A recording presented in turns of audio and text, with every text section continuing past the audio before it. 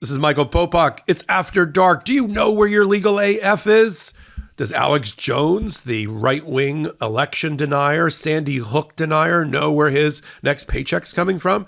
Probably not, now that a bankruptcy judge to give some measure of justice, small measure of justice, to the Sandy Hook families who lost 21 first graders, second graders, and 6 educators, those many years ago. But to Alex Jones, it was a false flag event.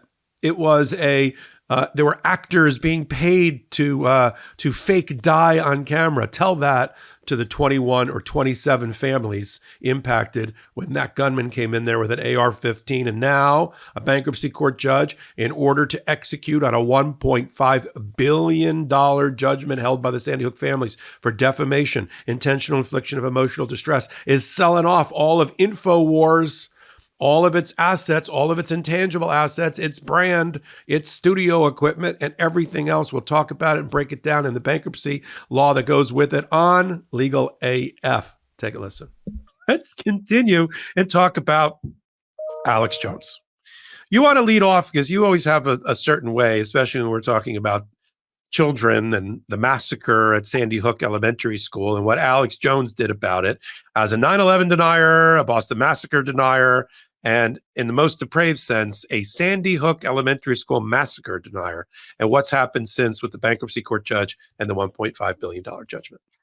Yeah, so look, Alex Jones, the InfoWars guy who, is essentially says lots and lots and lots of lies and offensive things on InfoWars. After Sandy Hook, the Sandy Hook massacre, which was so horrendous, where one, I think it was one teacher, one police officer, and 8 children were killed. It was so beyond horrifying that case. It's worse. It's 21 children and 6 educators.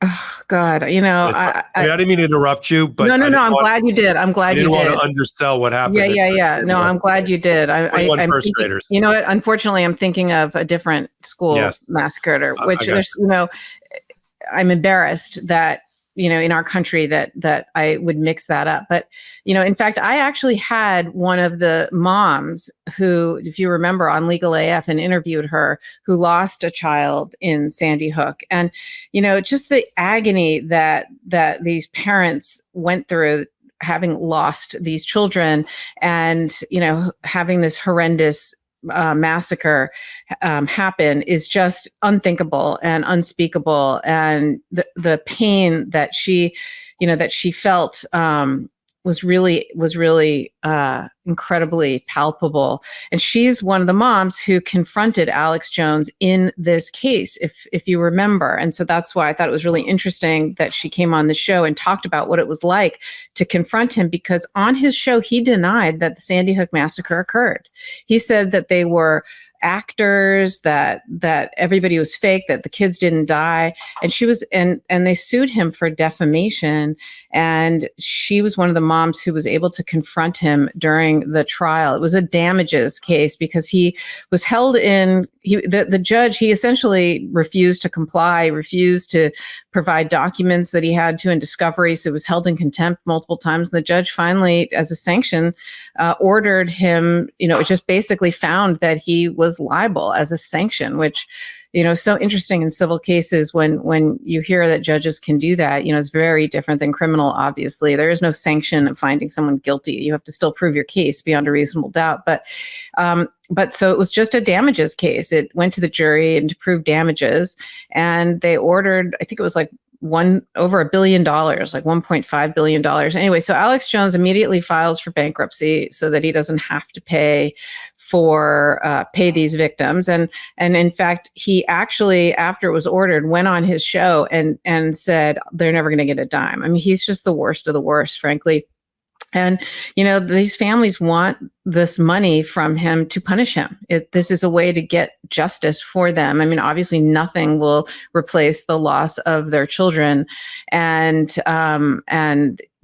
he shouldn't get away with benefiting from all of this. So he filed bankruptcy. And I have a question for you, because the judge has ordered the bankruptcy judge to auction off all the businesses, the assets, the social media accounts, copyrighted materials, trademarks, all that stuff.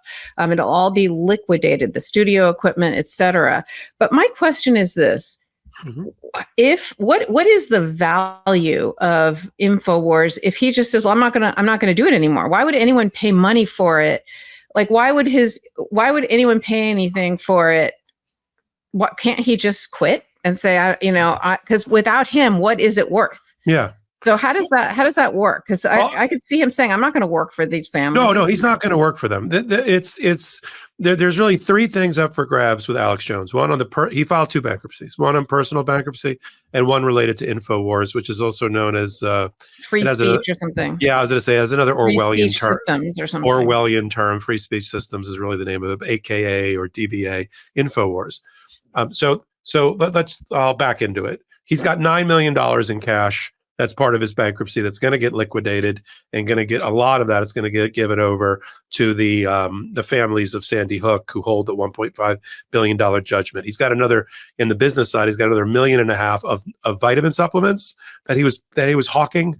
Also, that will somehow be liquidated by a trustee, and the proceeds given over after it goes through this waterfall of professionals that get paid. Unfortunately, I mean, I say unfortunately because I'm a professional in this world. Sometimes they get paid. They don't work for free. Sometimes they do, but they're not working for free here. And so the money, then the net proceeds go to the families. The last thing is hardware, and of the InfoWars channel podcast, and then the intellectual property. The hardware is, of course, tangible: microphones, cameras, lights, and all of that. And somebody's going to buy it because, they'll use it for their podcast or their equipment. And I don't know, we'll look at the inventory list. Maybe we'll help the families of Sandy Hook. Maybe we need a camera or a lighting stand or something. And that all gets sold at an auction. There's going to be two auctions, one in November, one in December. And in the December auction, I think it's the lighting equipment and the cameras.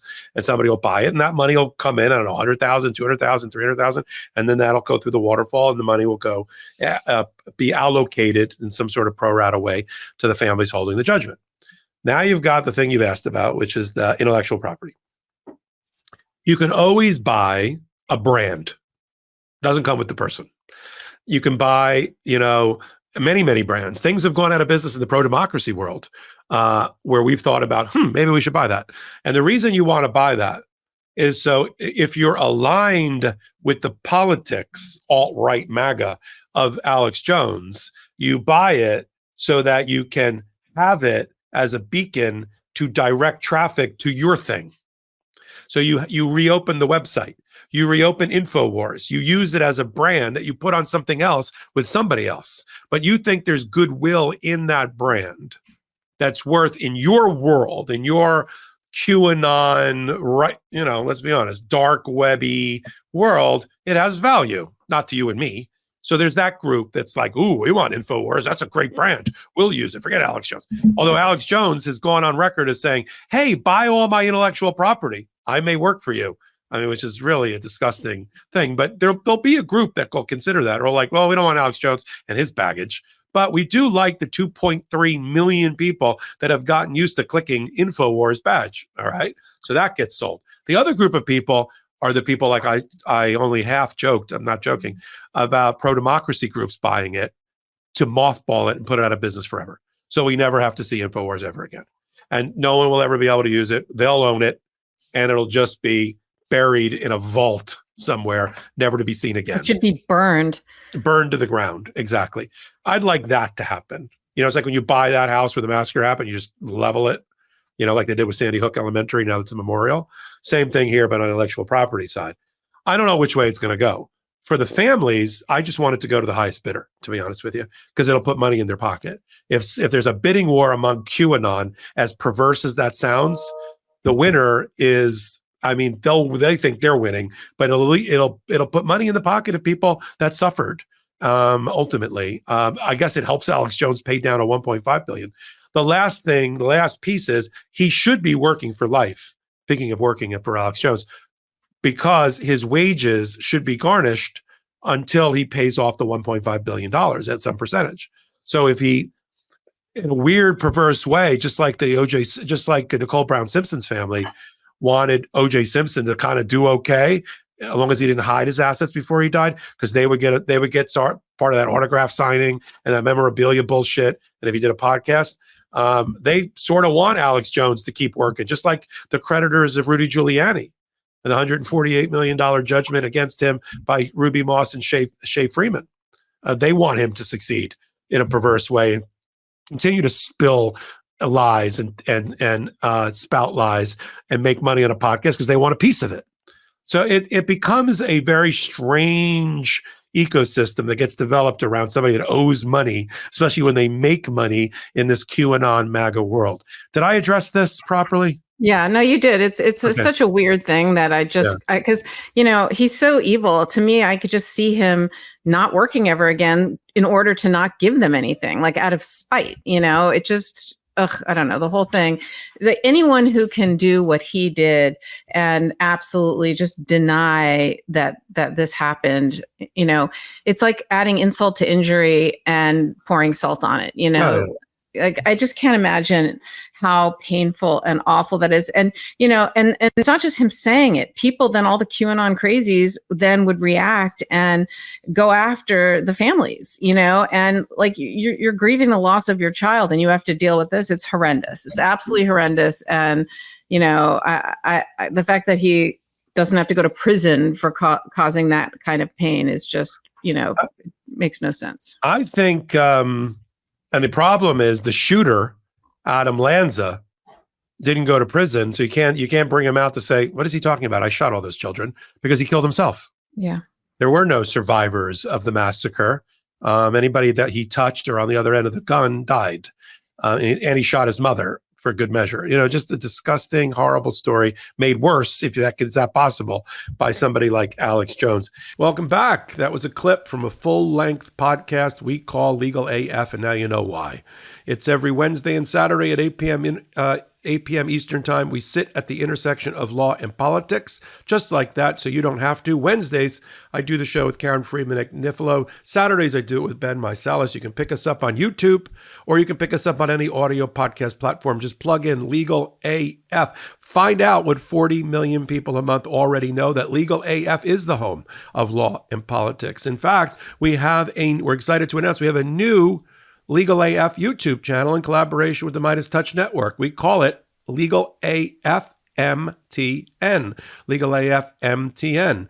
Just go into YouTube, go into search bar, put at Legal AF MTN, and there will be. Help us get to the first 200,000 free subscribers. We're going to hit 100,000 hopefully this weekend. Help us with this original build. We're another pro-democracy channel in collaboration with the MeidasTouch Network. And you'll come to us for all the stories at the intersection of law and politics that you've come to enjoy. So until my next hot take here on the MeidasTouch Network, my next Legal AF podcast here on the MeidasTouch Network, and my next exclusive content on the new Legal AF MTN channel, this is Michael Popok reporting. In collaboration with the MeidasTouch Network, we just launched the Legal AF YouTube channel. Help us build this pro-democracy channel where I'll be curating the top stories at the intersection of law and politics. Go to YouTube now and free subscribe at Legal AF MTN. That's at Legal AF MTN.